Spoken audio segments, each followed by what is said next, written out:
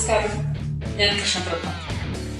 ഞാൻ ഇന്ന് നിങ്ങൾക്ക് മുന്നിൽ നിൽക്കുന്നത് വളരെ അഭിമാനത്തോടു കൂടിയും ചെറിയൊരു അഹങ്കാരത്തോടു കൂടിയാണ് ഞാൻ ഇന്ന് നിങ്ങൾക്ക് മുന്നിൽ നിൽക്കുന്നത്. കാരണം ഒരുപാട് ഹിറ്റ് സിനിമകൾ നമുക്ക് സമ്മാനിച്ച സിദ്ദിഖ് സാറിൻ്റെ ഏറ്റവും പുതിയ ചിത്രമായ ഫുക്രയിൽ ഞാൻ ഇന്നൊരു ഭാഗമാണ്.